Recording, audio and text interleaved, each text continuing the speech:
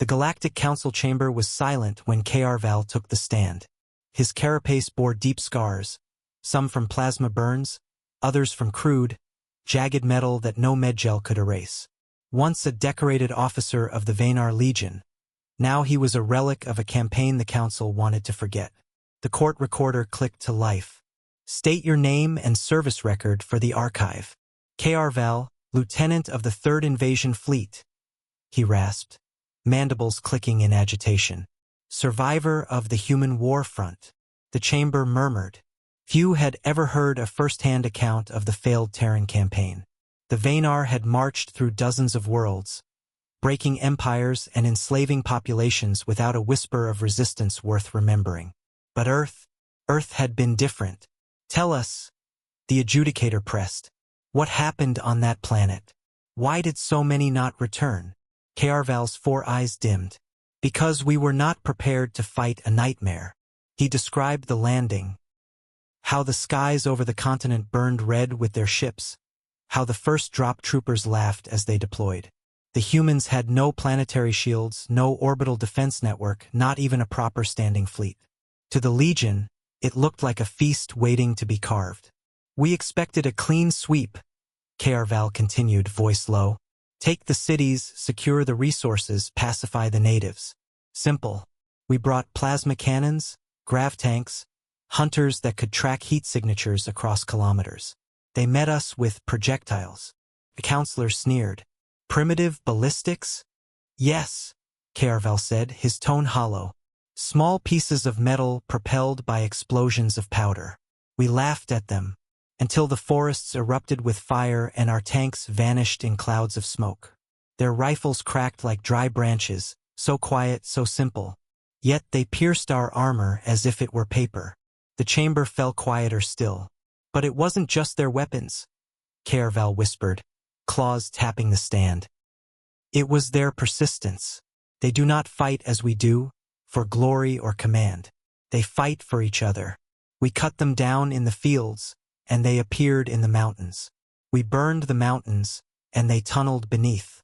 We poisoned their rivers, and they drank rain. Every time we thought them broken, they came back.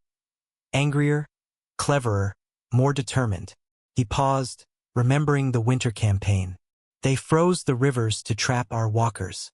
They lured us into valleys, then collapsed the cliffs with explosives made from their mining tools.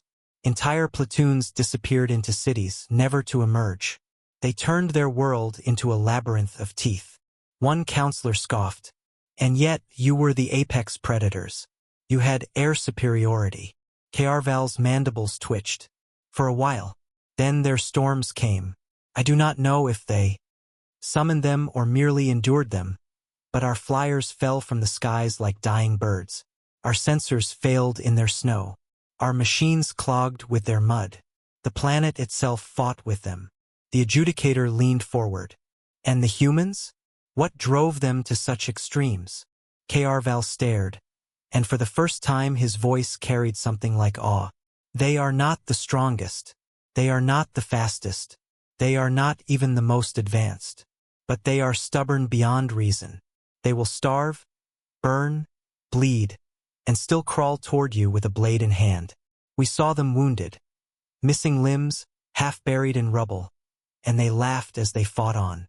The counselors exchanged uneasy glances. The Vanar Legion had lost 3 fleets in that war. Earth was never taken.